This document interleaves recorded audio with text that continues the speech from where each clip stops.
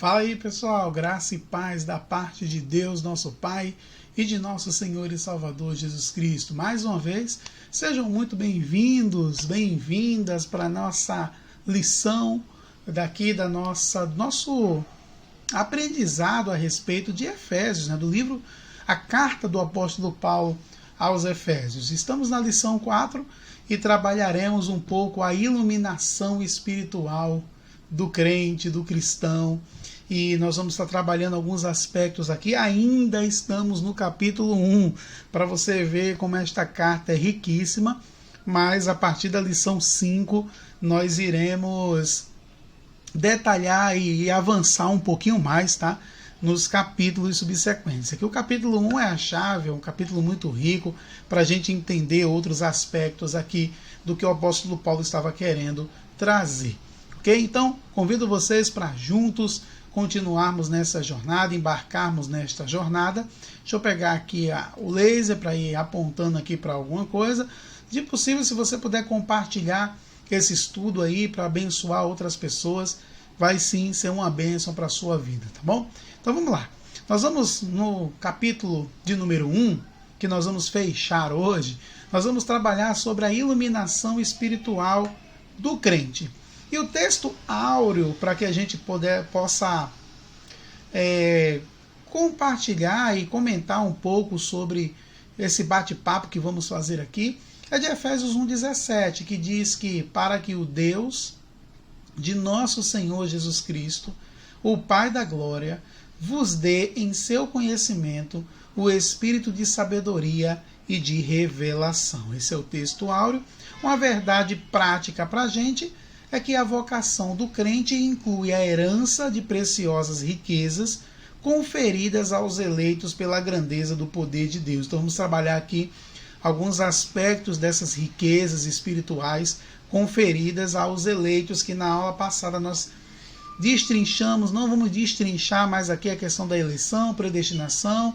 Então quando você vê esses termos, volta lá na aula anterior e você vai ter acesso aí ao que significa isso de acordo com a nossa prática, a nossa interpretação, tá bom?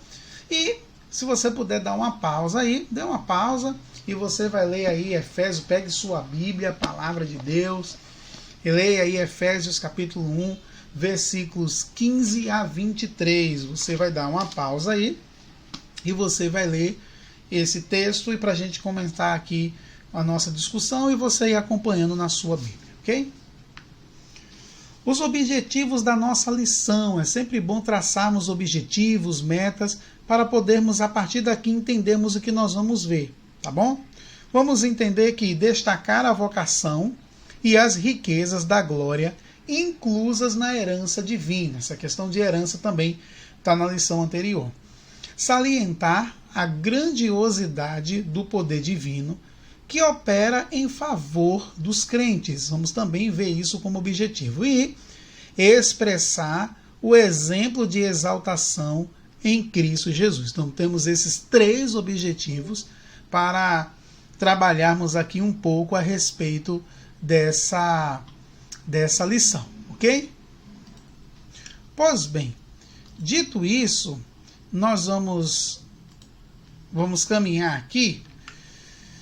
Na guisa de introdução, eu queria dizer que nesta lição estudaremos as bênçãos espirituais e a profunda esperança que cada crente deve guardar em Cristo Jesus diluir. Então vamos lá. No capítulo 1, o apóstolo Paulo inicia uma longa sentença assim dividida. A ação de graças, capítulo 1, versículos 15 e 16. Oração intercessora, capítulo 1, versículos 17 a 19. E confissão de louvor e exaltação, capítulo 1, versos 20 a 23. Então, aqui fica claro que o apóstolo Paulo como inicia aí essa sentença, né? Ou ele coloca como uma longa sentença dividida em ação de graça, oração e confissão. Nós vamos focar hoje nessa parte da confissão. Então, nessa sentença, somos exortados a louvar ao Senhor pela nossa eleição, buscar a iluminação do Espírito para compreender a dimensão da nossa chamada e herança divina, bem como entender a grandeza do poder de nosso Deus. Então tem 3 eixos aqui que nós julgamos como principais na hora de podermos dividir esse texto.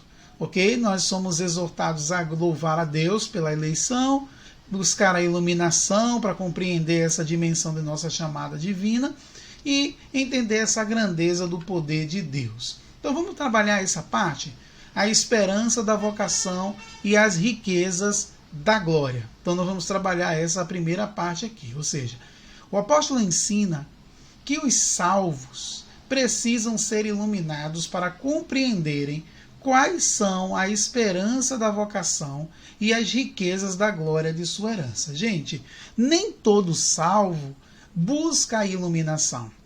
Então, não é uma coisa que está ligada a outra. Na verdade, deveria estar. Mas uma vez que somos resgatados e somos salvos, nós precisamos começar um processo de desenvolver a nossa salvação. E o que é desenvolver a nossa salvação? É buscar a iluminação. Sem a iluminação, nós não vamos compreender que esperança é essa que temos, ou seja, vamos viver uma salvação medíocre, vamos viver uma salvação que não fundamenta com a prática de vida, e muito menos as riquezas da glória da sua herança. Uma vez que eu sou salvo, eu preciso buscar essa iluminação para entender esses aspectos. Não, eu crio confusão. Que confusão é essa? Eu achar que por eu estar salvo eu não preciso mais fazer absolutamente nada, eu não preciso mais orar, eu não preciso mais ler a Bíblia, eu não preciso mais compreender a vontade de Deus, eu estou salvo.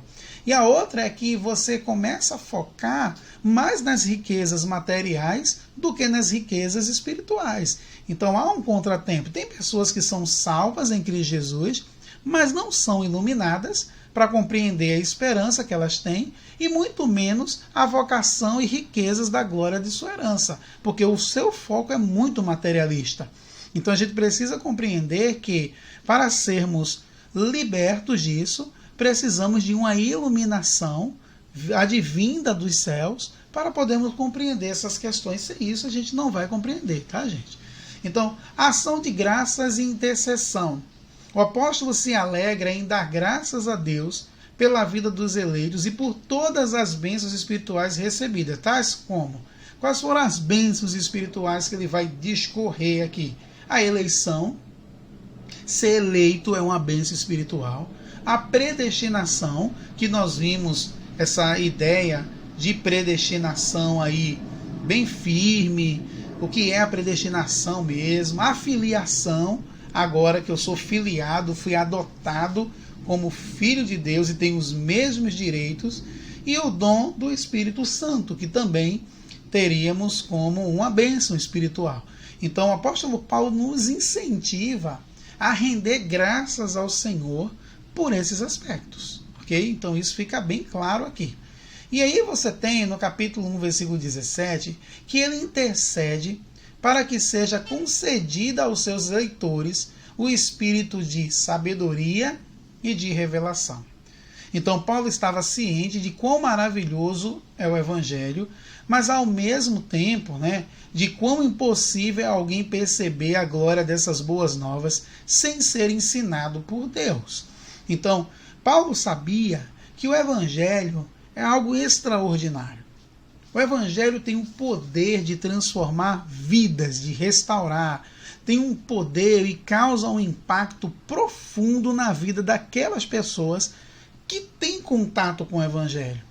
Mas aí Paulo ora, Paulo intercede, não é? Intercede para quê? Para que as pessoas que pudessem ler a carta, ler o texto, os cristãos que ali estavam em Éfeso, ou na Ásia Menor, pudessem ter o espírito de sabedoria e de revelação. Não só conhecimento. Sabedoria não é sinônimo de conhecimento.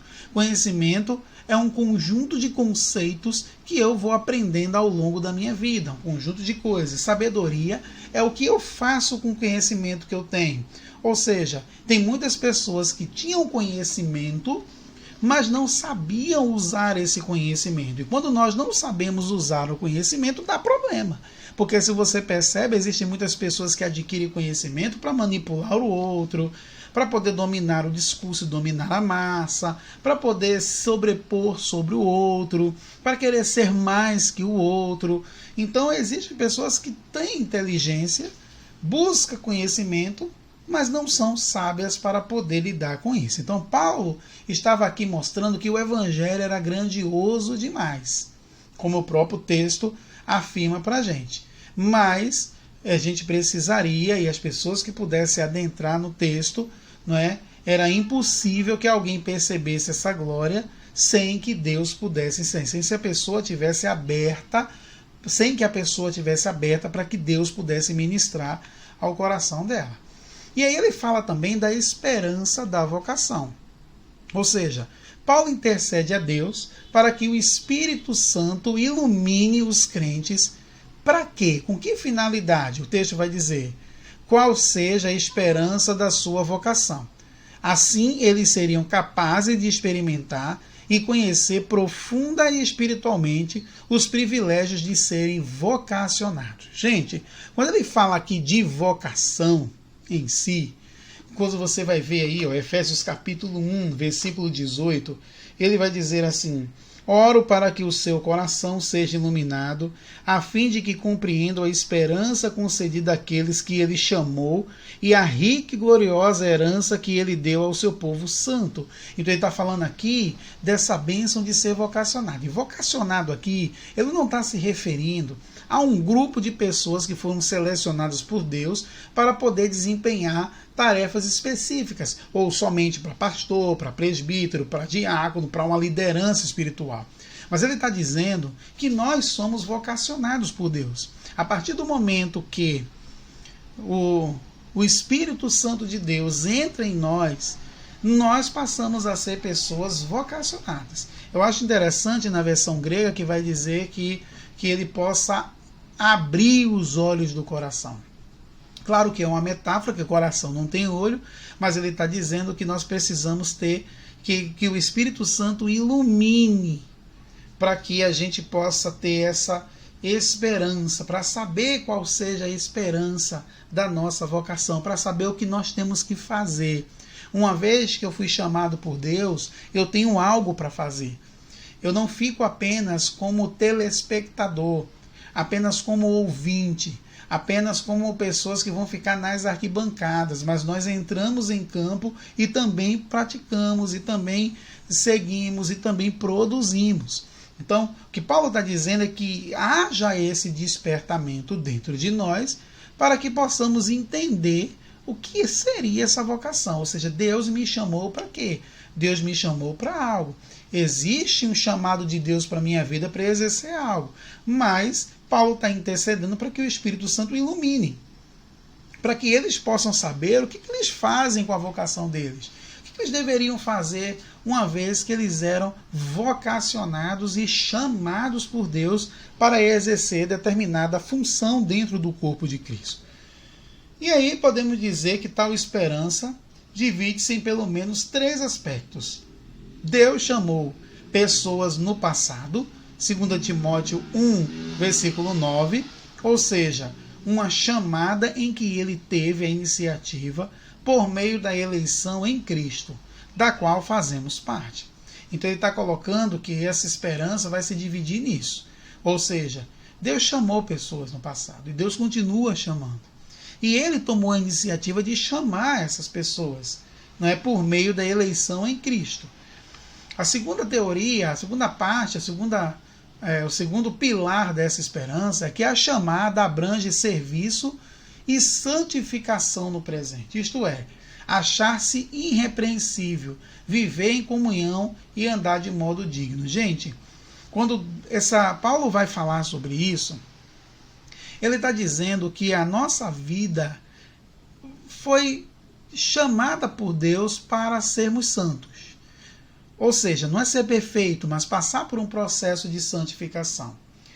No presente, hoje, é ser santo hoje, viver a santificação hoje. Mas também abrange o serviço, tá? Deixa eu só abaixar um pouquinho aqui. O serviço, o que é isso? Que uma vez que eu sou salvo, E uma vez que eu passo pelo processo de santificação, eu desempenho algo para o Senhor. Eu sirvo a Deus. Todos nós temos um dom. Todos nós fomos chamados por Deus para algo. E eu pergunto para você agora, qual é o seu dom? Deus chamou você para quê? Tenho uma plena certeza que Ele não chamou você para você ser um telespectador, ser alguém que só critica a sua comunidade de fé, as coisas que você está inserida dentro da sua comunidade de fé. Mas Deus chamou você para servir. Quanto mais estivermos ocupados com a obra de Deus, menos tempo teremos para criticar. Coloque-se como um agente e um instrumento de Deus para abençoar a sua comunidade de fé. Porque críticos já tem demais. Que possamos fazer a diferença como servos do Senhor, como pessoas que estão ali para ajudar a liderança espiritual e para poder produzir frutos para a glória do Senhor. E você foi chamado por Deus para isso. A terceira função aqui, o terceiro pilar, é que a participação gloriosa no futuro, que compreende a vida eterna e a esperança de conhecer Deus face a face. Então esse é um aspecto importante, porque fala aí também da vida eterna que existe, acreditamos pela fé em Cristo Jesus, tá bom? Vai também falar sobre as riquezas da glória da sua herança. Na oração, lembre que Paulo está orando. O apóstolo pede para que os crentes entendessem as riquezas da glória da sua herança. A expressão sua herança enfatiza o que Deus deu aos seus eleitos. Você vai ver lá em Colossenses capítulo 1, versículo de número 12. Já o termo riquezas refere-se às maravilhosas bênçãos que acompanham o plano da salvação, tais como o perdão dos pecados, a adoção de filhos e as bênçãos que serão desfrutadas no porvir, no futuro. Então, quando ele fala dessa oração, quando ele ora, ele fala de riqueza. Essa expressão riqueza está ligada a isso. O que é riqueza? É ter os nossos pecados perdoados. O que é riqueza? Ser adotados como filhos de Deus. O que é riqueza? Ter esperança de vida eterna, desfrutar da vida eterna. Isso seria riqueza, segundo Paulo. Mas para que ele orou, para que a igreja pudesse ter essa compreensão, os cristãos tivessem essa compreensão. E para sintetizar o primeiro tópico, os santos devem louvar a Deus pela eleição e ser iluminados para conhecer a esperança do chamado e as riquezas que fazem parte de nossa herança. Então, foi-se o primeiro tópico.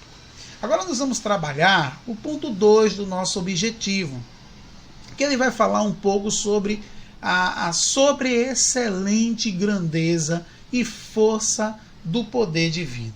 O que é isso, né? O poder divino é imensurável e nada pode detê-lo. Paulo está dizendo aqui que não há como colocar o poder de Deus dentro de alguma coisa ou recipiente que a gente possa manipular. É imensurável. E em sua carta, Paulo se esmera no esforço de traduzir a grandiosidade e a eficácia desse poder que opera em favor dos crentes. Então, gente, olha só. Paulo está tentando usar todos os recursos da sua linguagem. E olha que fala de linguagem, você está falando com alguém que era poliglota, alguém que dominava a linguagem. Mas mesmo alguém como Paulo, que dominava a linguagem, que tinha um conhecimento vasto sobre diversos assuntos, ele não conseguiu mensurar, ou seja, tentar traduzir essa grandiosidade desse poder que opera em favor dos crentes. Então ele tentou, se esforçou para tentar chegar perto daquilo que seria essa grandeza, imensurável poder, ok? Então a sobreexcelente grandeza do seu poder. O apóstolo orou para que os salvos pudessem entender essa sobreexcelente grandeza do poder de Deus. E aí a gente entende que a palavra sobreexcelente, que é um termo bem lá do grego, é traduzido do grego como o perbalo, ou perbalon, né? Porque tem um sutil aqui, que corresponde a extraordinário. Então, o perbalo significa algo grandioso, extraordinário, que chega a ser imensurável. Já a expressão seguinte, megetos, grandeza, objetiva enaltecer a magnitude do poder de Deus, que a tudo sobrepuja, que a tudo está ao redor, que a tudo está sobre, está acima. Então ele vai falar dessa questão de que ele está tentando usar que isso é tão grande, tão extraordinário, que chega a ser maior do que qualquer coisa que pudesse ser vista aqui na Terra. Então ele está tentando mostrar isso para a gente na carta. Então o termo dunamis, aqui traduzido por poder, indica feitos miraculosos que requerem força, fora da medida. A mesma expressão utilizada em Atos 8:13. Logo, a repetição desses termos indica que apenas o poder de Deus é capaz de realizar a transformação e a salvação do homem, 2 Pedro 1:4. Gente, não há nada nesse mundo que possa ser agente de salvação para o homem a não ser pelo poder de Deus. O que ele está dizendo é que só um poder como esse é capaz de realizar a transformação e salvação do homem. E isso é grandioso. Por exemplo, às vezes nós convivemos com pessoas que olhamos para ela e percebemos que só Deus para poder transformá-las. Pessoas que viviam uma vida desgarradas, pessoas das quais nós até falávamos que essas pessoas são casos perdidos. A gente olha para algumas pessoas e as denominam como casos perdidos. E aí a gente vê depois Deus fazendo uma obra extraordinária nessas pessoas. E a gente começa a perceber que somente o poder de Deus capaz de realizar a transformação e levar o homem à salvação. É isso que Paulo está querendo dizer aqui nessa sua oração, nesse seu pedido, nessa sua carta. Que essas repetições é para dizer assim, olha, o que Deus fez na vida de vocês, ninguém conseguiria chegar perto. É essa a ideia, mais ou menos. E a força do poder divino. Na sentença segundo a operação da força do seu poder, Efésios 1:19, o apóstolo faz uso de 3 vocábulos gregos concordes entre si. Ou seja, operação, poder em atividade, você tem força, que é kratos, intensidade, poder, ischus, poder inerente de Deus. Então, olha só, Paulo está usando isso para mostrar a força do poder divino. E aí você tem no versículo 20, Paulo apresenta 3 exemplos irrefutáveis da força desse poder. Esse poder tão grande que foi capaz de fazer a ressurreição de Cristo. Foi tão grande que foi feita a sua ascensão à direita de Deus nos céus. E foi tão grande esse poder que fez sua elevação acima de todo o domínio. Ou seja, era como se ele estivesse dizendo assim, era não, né? Como se ele estivesse dizendo assim, tudo que aconteceu com Cristo foi a maior prova do poder de Deus. Não tinha como ser de outro jeito, a não ser o poder de Deus agindo em favor de Cristo, provocando isso. Ou seja, vocês não estão lidando com um poder qualquer. Vocês não estão lidando com um poder comum. Vocês estão lidando com o poder de Deus. Olha que coisa grandiosa. Eu acho fantástico esse texto, tá, gente? Por isso que ele vai fazer a síntese do tópico 2, né? O poder de Deus é extraordinário e supera todo e qualquer outro poder. Esse maravilhoso poder opera no interesse de salvar a humanidade caída. Então Deus tem poder para restaurar qualquer pessoa que se colocar nas mãos dele, porque não existem casos perdidos para Deus. E o terceiro objetivo nosso é falar sobre Cristo, nosso exemplo de exaltação. E aí nós vamos trabalhar algumas coisas. Nesse ponto veremos 3 aspectos da exaltação de Cristo que atestam a grandiosidade do poder de Deus disponível também aos crentes. Cristo, as primícias dos que dormem, Cristo elevado à direita de Deus e Cristo exaltado sobremaneira. Então ele vai dizer, Cristo, as primícias dos que dormem. Paulo enfatiza que o poder de Deus se manifestou em Cristo, ressuscitando-o dos mortos. E isso é bem interessante, porque não há como você descrever ressurreição, porque a ressurreição de Jesus é garantia de que seremos ressuscitados. Então, qual é a prova de que Deus um dia vai fazer a ressurreição de todos os crentes, de todos nós?